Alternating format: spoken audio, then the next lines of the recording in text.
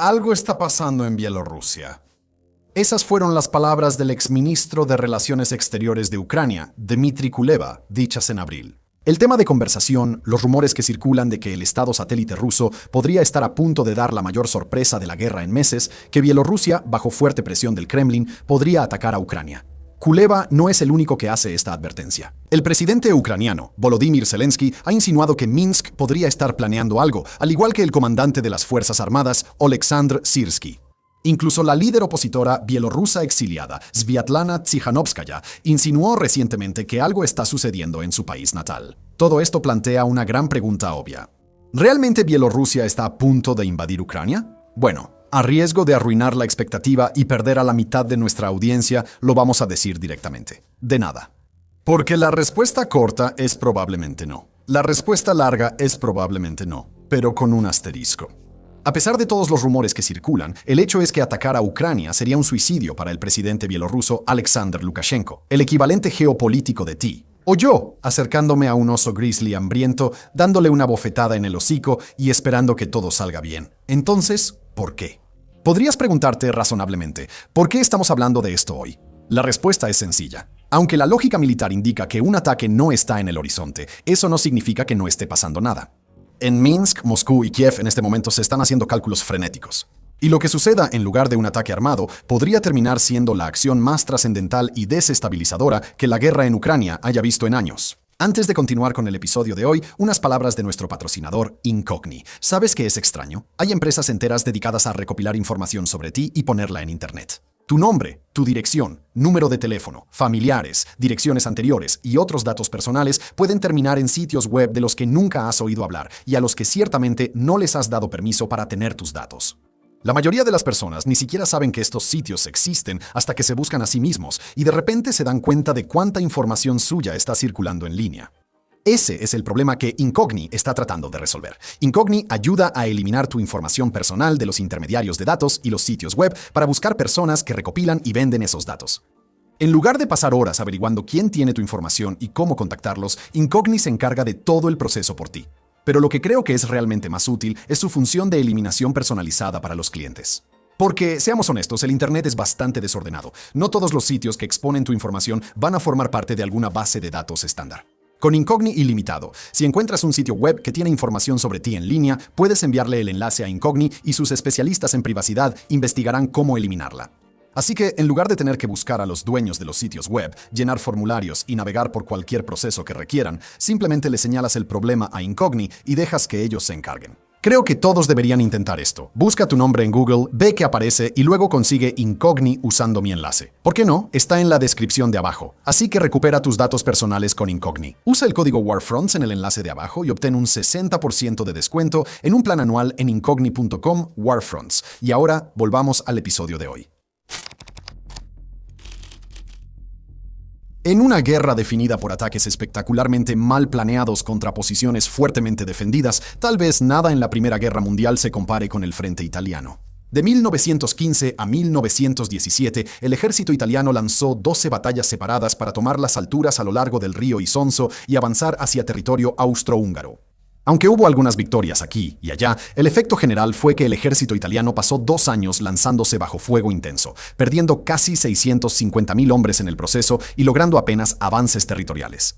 Incluso en una guerra que incluyó los empantanamientos del Somme y Gallipoli, la lucha alrededor del Isonzo fue un desperdicio impresionante de sangre y recursos. Mencionamos esto por 2 razones. Una es que, desde el jueves 11 de junio, la operación militar especial de 3 días de Vladimir Putin en Ucrania ha durado oficialmente más que toda la Primera Guerra Mundial. Así que nos pareció apropiado darle un pequeño reconocimiento a ese conflicto. Y 2, lo mencionamos porque cualquier intento de Bielorrusia de atacar a Ucrania llevaría, en el mejor de los casos, al tipo de desastre militar que caracterizó los esfuerzos inútiles de Italia en el Isonzo. Aunque las 2 naciones comparten más de 1000 kilómetros de frontera, no es el tipo de terreno que haría que los estrategas militares saltaran de alegría. Aunque es plano, el paisaje está densamente cubierto de bosques y lleno de zonas pantanosas, con solo unas pocas carreteras que llevan a zonas habitadas. También está fuertemente vigilado. Durante una visita a principios de este año, el Times de Londres informó, cito, minas terrestres, enormes montículos de tierra, sensores y trincheras llenas de agua. Fin de la cita. Además de cosas como rollos de alambre de púas, fortificaciones extensas y defensas antitanque como los dientes de dragón. Y esto es antes de siquiera llegar al tipo de defensas en las que Ucrania realmente sobresale, que por supuesto son los drones. Mientras que la gran mayoría de la fuerza de drones de Kiev está concentrada donde se encuentra el combate principal en el este y el sur, cualquier intento de incursión por parte de Bielorrusia estaría precedido por la reubicación de algunas unidades ucranianas a la frontera. ¿Pero qué hay de un ataque sorpresa? Casi puedo oírte preguntar del otro lado de la pantalla. Lamentablemente para Minsk, la propia naturaleza de su ejército hace que algo así sea imposible. Como muchas ex-repúblicas soviéticas, Bielorrusia cuenta con una fuerza de movilización. En tiempos de peligro, se estima que Minsk puede reunir hasta 290.000 hombres. Pero el plazo para una movilización así no es corto y, más importante aún, no podría hacerse en secreto. Con una población total de solo 9 millones, sacar a casi 300.000 hombres de la fuerza laboral no sería algo que la inteligencia ucraniana pasara por alto. Y sin esos hombres adicionales, las fuerzas armadas bielorrusas son diminutas. Las estimaciones exactas varían, pero las cifras más confiables probablemente provienen de la Red Internacional de Acción Estratégica para la Seguridad, mejor conocida como ISANS. En su actualización de mayo, declararon, cito, la fuerza del ejército bielorruso puede estimarse en más de 72.000 efectivos, fin de la cita. Un par de meses antes, el Instituto Internacional de Estudios Estratégicos publicó su evaluación sobre el tamaño de las Fuerzas Armadas de Ucrania. Eso es un total de 677.000 efectivos. En otras palabras, el ejército permanente de Bielorrusia apenas representa un error de redondeo en comparación con el de Ucrania. Y mientras que los soldados de Kiev están endurecidos por el combate, el Hudson Institute señala sobre Bielorrusia que las tropas del país no tienen experiencia en combate. Además, debido a que Rusia se ha llevado gran parte de su equipo, están mal equipados y tienen un bajo nivel de preparación. Fin de la cita. Pero, por un momento, supongamos que estos soldados no preparados y sin experiencia realmente lanzaran una invasión a Ucrania. ¿Qué podría pasar después? Citando nuevamente a ISANS, los bielorrusos, cito, sufrirían grandes pérdidas de personal con un éxito poco probable o extremadamente limitado. Fin de la cita. No solo los drones FPV ucranianos harían picadillo a las fuerzas que avanzan, sino que Kiev casi con toda seguridad usaría sus drones de mayor alcance para desatar un infierno sobre territorio bielorruso. En este momento, Bielorrusia tiene varias instalaciones de la industria de defensa que están siendo utilizados por el ejército ruso, así como 2 refinerías de petróleo que almacenan reservas para partes del oeste de Rusia. Si Minsk llegara a involucrarse completamente en la guerra, Kiev respondería atacando estos sitios. Como Artem Schreiben señaló recientemente en un artículo para Carnegie Política, en los últimos 6 meses, Ucrania se ha dado cuenta de que sus mayores capacidades militares, especialmente en materia de ataques de largo alcance, la han hecho incomparablemente más fuerte que Bielorrusia. Lukashenko es incapaz de representar una amenaza comparable para Ucrania sin ayuda externa. Fin de la cita. En cuanto a esa ayuda externa, Rusia actualmente mantiene apenas 1.000 soldados en la frontera entre Ucrania y Bielorrusia. Aparte de esta fuerza simbólica, el Instituto para el Estudio de la Guerra evalúa que Moscú simplemente no tiene las reservas para apoyar a su estado cliente en una hipotética invasión de Ucrania. Y por eso fuimos tan indiferentes sobre la posibilidad en nuestra introducción, porque una invasión bielorrusa real a su vecino del sur no sería un ataque relámpago cruzando la frontera seguido de una marcha hacia Kiev. En cambio, sería algo que el mundo vería venir desde lejos, algo que casi con certeza terminaría con los pilotos de drones ucranianos devastando a la fuerza invasora o atacando objetivos militares en lo profundo de Bielorrusia. En el peor de los casos, al menos desde la perspectiva de Minsk, incluso podría llevar al colapso del régimen de Lukashenko. La idea de ir a la guerra es profundamente impopular en Bielorrusia. Las encuestas de Chatham House han demostrado que solo el 27% de los bielorrusos apoyan a Rusia en su guerra, mientras que una encuesta en 2023 sugirió que apenas el 2% apoyaría que su ejército fuera desplegado en Ucrania.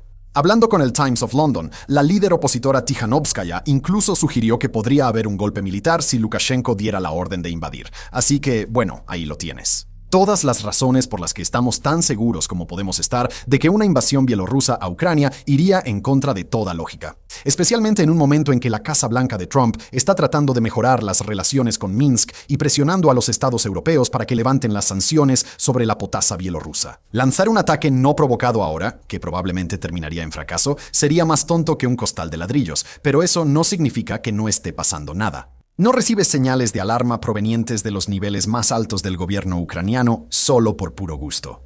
En este momento, como ha señalado Dmitry Kuleba, algo está sucediendo. La gran pregunta entonces es, ¿qué es ese algo?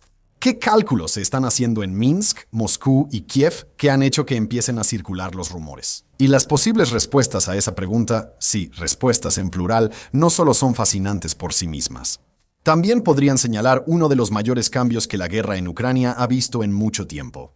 Pero antes de entrar en las teorías que rodean las acciones recientes de Bielorrusia, y créanme, algunas de ellas son realmente increíbles, tomémonos un respiro rápido para contarles sobre nuestra última adición al universo de Warfronts, y esa es Frontstar Frontstoko.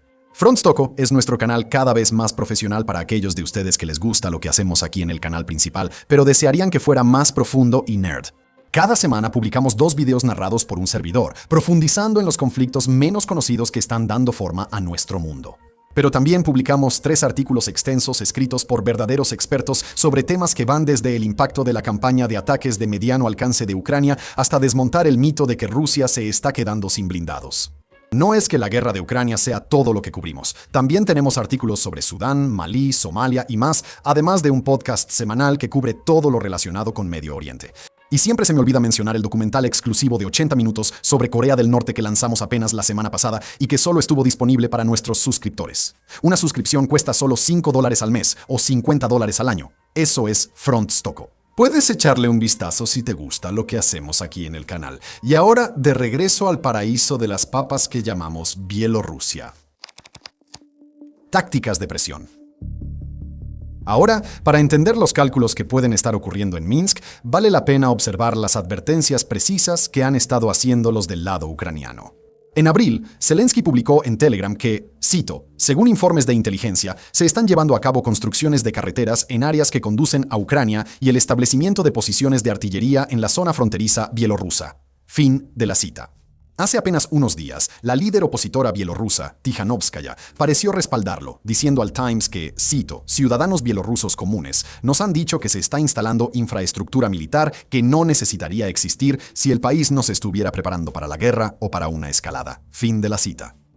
Esto coincide con otras observaciones sobre las Fuerzas Armadas del país. Aunque es menos poderoso en comparación con el de Ucrania, ha estado entrenando arduamente. Artyom Shreibenko señala que los soldados bielorrusos ahora están atrapados en un ciclo interminable de ejercicios, maniobras conjuntas y pruebas de preparación para el combate. En resumen, exactamente lo que haría una nación si temiera que se avecina una guerra. Y mira, uso la palabra temiera de forma absolutamente deliberada, porque sugiere algo que puede ser clave para todo este caso. La idea de que Minsk puede estar aterrorizado ante una guerra con Ucrania, pero también cree que podría haberse arrastrado a una de todos modos. Para explicar a qué nos referimos, volvamos a la entrevista con Dmitry Kuleba. Quizá el momento más importante fue cuando dijo, Lukashenko o se está preparando para la guerra o está demostrando que se está preparando. ¿Quiere la guerra? Definitivamente no, pero no es un hombre libre. Lo que le digan que haga, eventualmente tendrá que hacerlo. Está maniobrando, pero algo está sucediendo en Bielorrusia. Cuando Kuleba dice que Alexander Lukashenko no es un hombre libre, se refiere al cambio masivo en la política exterior de Bielorrusia desde 2020. Antes de eso, Lukashenko había intentado durante mucho tiempo equilibrar a su nación entre Rusia y Europa, jugando a ambos bandos entre sí. Todo eso cambió con las elecciones de 2020. Según observadores independientes, Lukashenko casi con certeza perdió ante Sviatlana Tsikhanouskaya, pero en lugar de conceder, el dictador manipuló los resultados, lo que llevó a protestas masivas. Por un momento, parecía que Lukashenko iba a ser derrocado en una revolución popular. Lo que le salvó fue el apoyo de Rusia, un apoyo que tuvo un precio muy alto. Desde entonces, y especialmente desde que las fuerzas rusas usaron Bielorrusia como plataforma de lanzamiento para la invasión a gran escala, en 2022 Moscú ha tomado el control sistemáticamente de todos los aspectos de la vida bielorrusa. Hoy en día, Minsk es, a todos los efectos, un estado títere. Lukashenko tiene un pequeño margen de maniobra en su discurso y en la política interna, pero ya no está en posición de rechazar abiertamente una exigencia del Kremlin, y aquí es donde las cosas se le complican. En este momento, está claro que el esfuerzo bélico de Rusia está tambaleándose. Mientras las fuerzas del Kremlin están logrando avances lentos en algunos sectores, especialmente alrededor de Kostianivka, estos avances tienen un costo colosal en bajas, justo cuando los números de reclutamiento ruso empiezan a estancarse. La economía se ve inestable. Los ataques ucranianos de alcance medio están causando estragos en la logística rusa y drones de mayor alcance están bombardeando San Petersburgo. En resumen, las cosas se ven peor para Moscú que en cualquier momento desde el otoño de 2022, cuando Ucrania liberó miles de kilómetros cuadrados de territorio alrededor de Kharkov y Gerson. Y ya sabemos que cuando Putin se siente acorralado, su táctica favorita es escalar el conflicto. Pero sus opciones son limitadas. Las armas nucleares parecen haber dejado de ser una opción desde que Xi Jinping expresó su descontento en 2022. Una movilización general le daría a Rusia una enorme ventaja en efectivos, pero también sería sumamente impopular en todo el país. Eso deja algunos comodines. Una es un posible ataque a un país de la OTAN, una demostración masiva de fuerza diseñada para aterrorizar a Europa y obligarla a ceder y detener todo el apoyo a Ucrania. Pero eso conlleva un riesgo enorme. Menos arriesgado para Putin, personalmente, sería si Bielorrusia abriera un nuevo frente en el norte de Ucrania. Un experto militar ucraniano, Yevhen Diki, le dijo a Le Monde, cito, «Rusia necesita abrir un nuevo frente de baja intensidad para obligar al ejército ucraniano a debilitar el frente principal». Si ese es el caso, entonces el cálculo para Putin no es si una invasión bielorrusa a Ucrania tiene éxito o fracasa, sino si obliga a Kiev a comprometer suficiente personal en su frontera norte para que Moscú tenga una oportunidad de avanzar en el este. Obviamente, esta es una forma muy simplificada de verlo. Incluso si Lukashenko mañana comprometiera todo su ejército a una invasión de Ucrania, no beneficiaría automáticamente el avance de Rusia en el Donbass. Como ha señalado el analista Jonas Skolera, cito, «Para que un nuevo acceso desde el norte sea viable, Rusia tendría que desplegar grandes formaciones, equipo pesado y logística en Bielorrusia, lo que obligaría a Moscú a debilitar otros frentes». Fin de la cita. Sin embargo, es una apuesta que Putin podría decidir que vale la pena. Y si aceptamos la premisa de que Lukashenko está ahora bajo una enorme presión del Kremlin para hacer algo audaz, entonces las cosas se vuelven mucho más impredecibles. Porque hay opciones disponibles para Minsk más allá de un ataque suicida contra Kiev si decide entrar completamente en la guerra. Y precisamente la opción que elija Lukashenko podría tener consecuencias que resonarán en toda Europa. Sacrificio de sangre. En un artículo reciente para el Hudson Institute, Luke Coffey describió varios escenarios para la entrada de Bielorrusia en la guerra de Ucrania. Uno de estos, el que probablemente más atraiga a Putin, es la idea de una incursión profunda en el oeste de Ucrania. Aunque Kiev suele mencionarse como un objetivo para cualquier ataque, la frontera de Bielorrusia con Ucrania se extiende mucho hacia el oeste, hasta la frontera con Polonia, el país por el que pasa la mayor parte del equipo donado por los miembros de la OTAN. Eso significa que hay varias rutas de transporte increíblemente valiosas que atraviesan el oeste de Ucrania, justo al sur de Bielorrusia. Y lo que plantea Coffey es que Minsk podría intentar cortar estas rutas en una incursión, citando, «Bielorrusia no tendría que ocupar territorio ucraniano en este escenario». En su lugar, podría cortar rutas clave de autopistas y ferrocarriles o atacar puntos de tránsito y puentes importantes para afectar el reabastecimiento de la ayuda occidental. Con solo mantener el oeste de Ucrania bajo amenaza y presión constante durante mucho tiempo, podría interrumpir el flujo de ayuda occidental. Fin de la cita. A esta lista de objetivos, la Fundación Jamestown añade la planta nuclear de Rivne, situada a solo 60 kilómetros de la frontera, suministra electricidad a Kiev. Y dado el problema que la ocupación rusa de la central nuclear de Zaporizhia ha causado a Ucrania, podría ser un objetivo tentador para Minsk.